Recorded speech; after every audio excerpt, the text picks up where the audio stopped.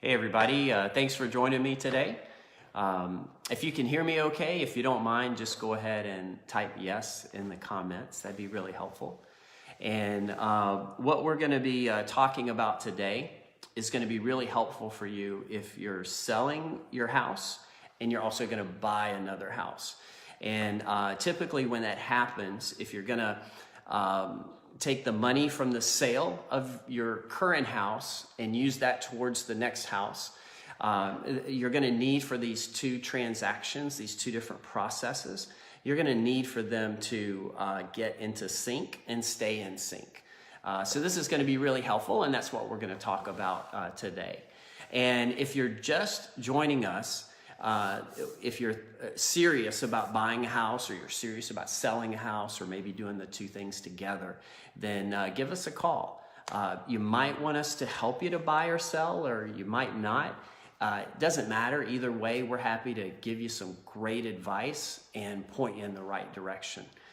So to schedule a call with us, just go to showcasecall.com. Our schedule is there. You just click a few buttons and get scheduled to talk with us. And so that's it.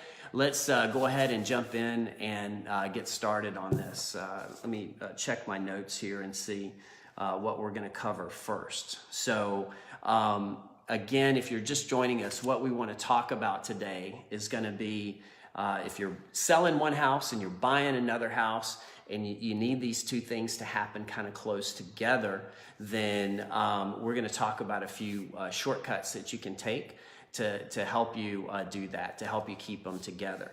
And the reason this is important, let's say that you are selling your current house and you're going to take the proceeds, the money that you get, and you're going to roll that into the next house. You're going to use that for your down payment. You're going to need to have your house, the sale of your house, close first before you can close on the purchase of the next house. So these are two separate transactions. Some people kind of think of them as just one thing, one transaction or one process, but they're really two different processes. And they both can take 3 to 4 weeks apiece, but it's very, very uncommon for for the sale of your home, for you to go into escrow on the exact same day that you go into escrow on the purchase of the next house.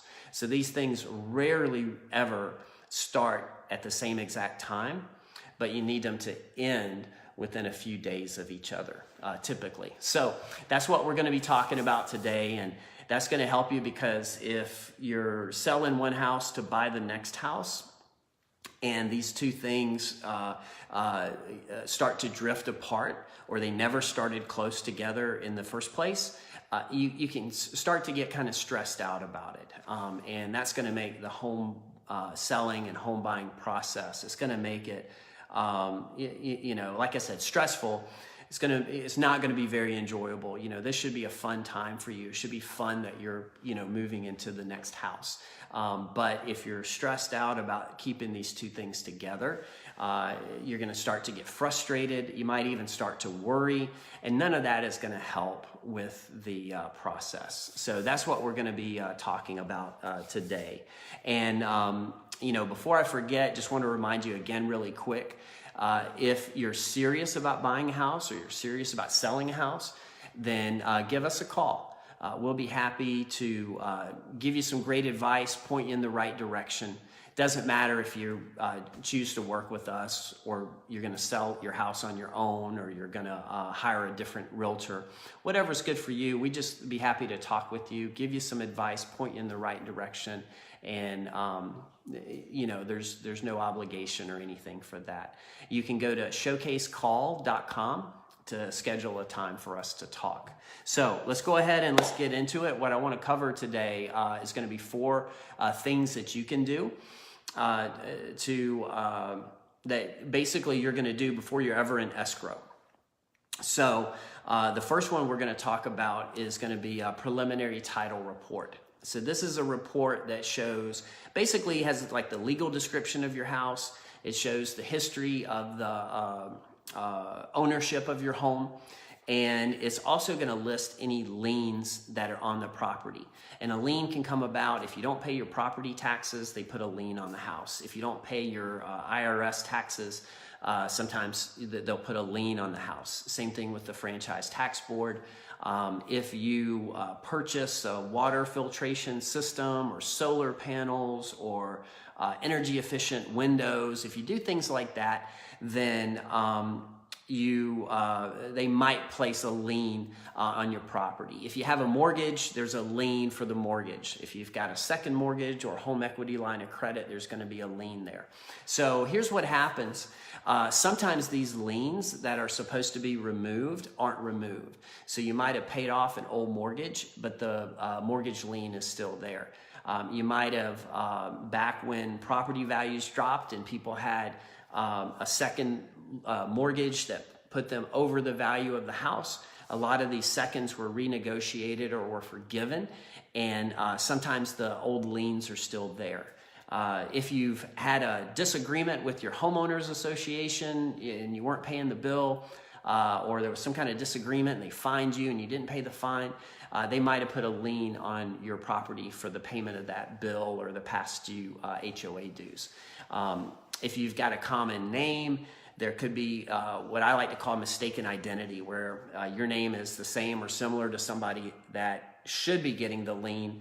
And what some companies do is they don't know exactly which property to put the lien on, so they'll put them on all the properties that have that particular person's name as an owner of the property within like a certain area of their of the person that they're actually looking for. So that's a mistaken identity. It's not your lien, but it's, you know, similar to your name or the exact same thing as your name.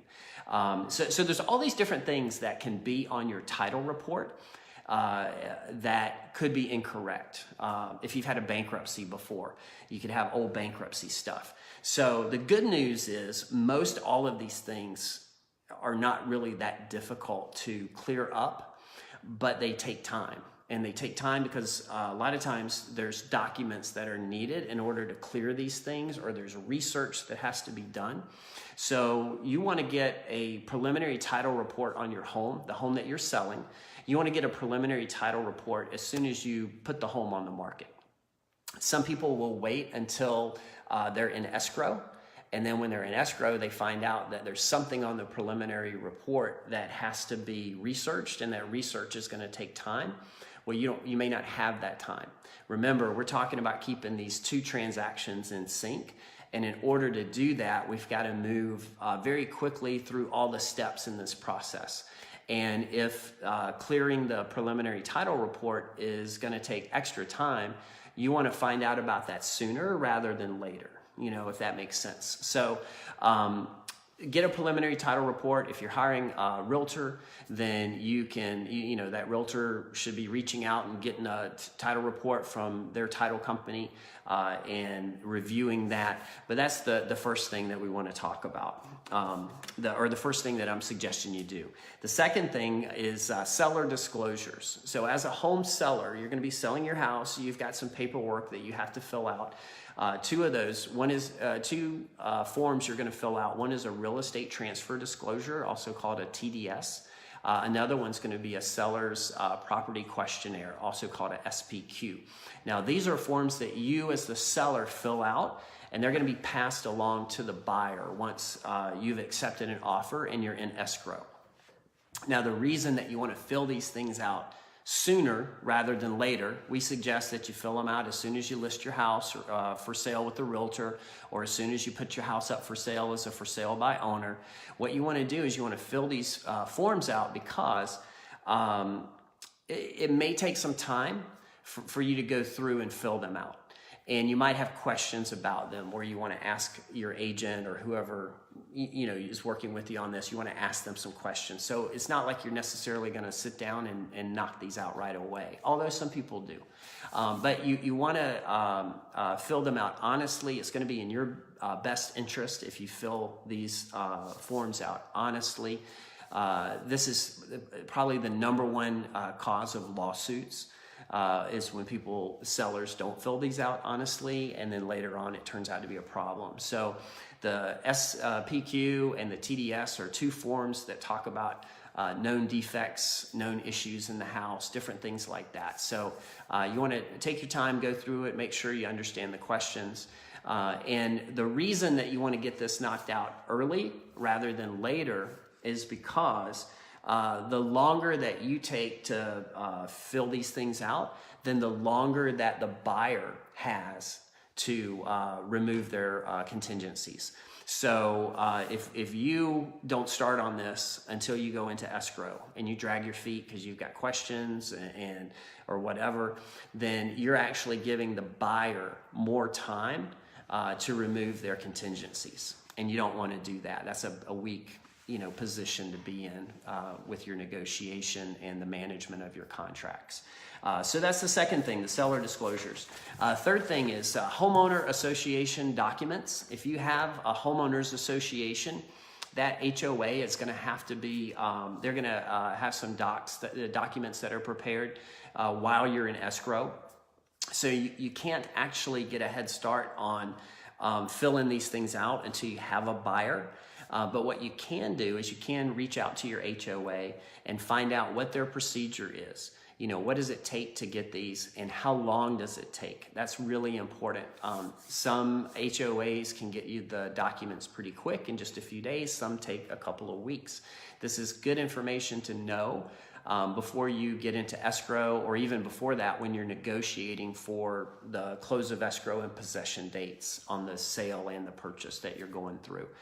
So what you're going to want to do is get in touch with the HOA, find out what their process is, their turn times, and it's probably a good idea to find out how much it's going to cost, just so you're not surprised. Sometimes it's maybe $200-300, sometimes it's maybe $800. It can get kind of expensive, but it's just a necessary cost in the process, but it's a good idea to know up front. And then the last thing I'm going to mention is just your mortgage pre-approval. Some people wait until they find a property to reach out to a lender, and that can be a bad thing sometimes because even nowadays when there's so much done online and there's so much digital mortgage stuff going on, sometimes still it's tough for that loan officer to pre-approve you without taking maybe 4 or 5 days or a week. They might need a document from you that you don't have, and so now we got to get that document. Another thing that might happen might be you might want to shop around. So if you're waiting to talk to a lender when you find a property and make your offer, then you might feel pressured to go with that person instead of shopping around and finding the loan officer, the lender, the interest rate program that's best for you. So that's another reason to do it.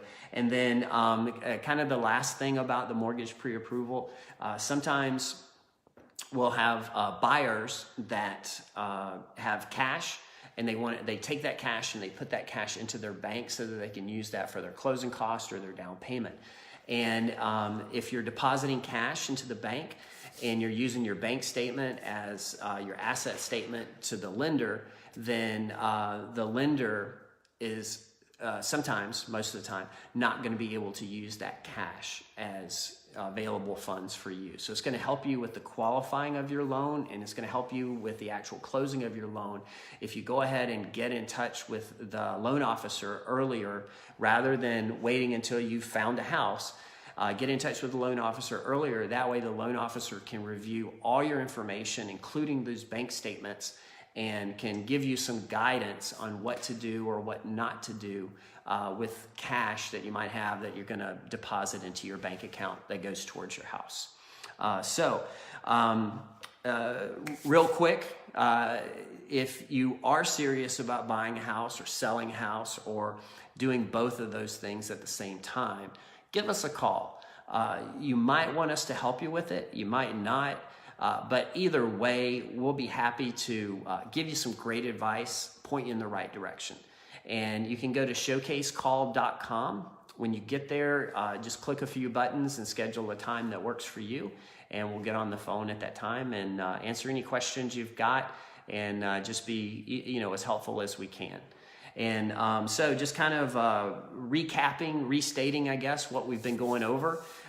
If you're selling your house in order to buy the next house, then you're going to have those two processes in sync. And they don't start out that way because they're both 3 to 4 week processes typically. And it's very rare that you're going to go into escrow on the sale of your house on the exact same day that you go into escrow on the purchase of the next house. So these things, you might get a buyer for your house, and it might be a week or 2 weeks before you go into escrow on the purchase of your house. Or it might be the other way around. You go into escrow on the purchase of your house, but you haven't found a buyer yet. So what you're going to have to do is you're going to have to find some ways to get these things, the timelines lined up. And one of the best things you can do is just go ahead and knock out some things before you're ever in escrow. So as soon as you list your house for sale, you want to get a preliminary title report and review it, or have your agent review it. The other thing that you're going to want to do is go ahead and fill out your seller disclosures. That's your SPQ, especially, and your TDS. The third thing is, if you have a homeowners association, reach out to your HOA, find out how long it takes for them to get HOA docs. That's what's going to be needed for during the escrow period. And then the last thing, go ahead and get pre-approved with a lender. And if you're going to shop lenders, go ahead and start doing your shopping so that you can choose somebody before you get down to having to submit an offer and you don't have what's necessary for the pre-approval. Okay, so I hope that helps. Let me just double check, and looks like I got logged out here. Let me log back in and see if we've got any questions. And let's see.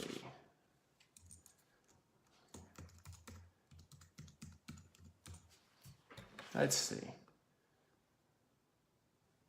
So no, it doesn't look like we've got any questions. Hope you guys found this helpful. And again, if you're really serious about buying or selling a home, give us a call. We're happy to give you some great advice, point you in the right direction. It doesn't matter if you're gonna hire us to help you sell or buy. We're happy to talk with you and see if we can do some things for you that'll make the process better, help you get more money for your house, help you find your dream home without getting all stressed out or wasting a lot of time.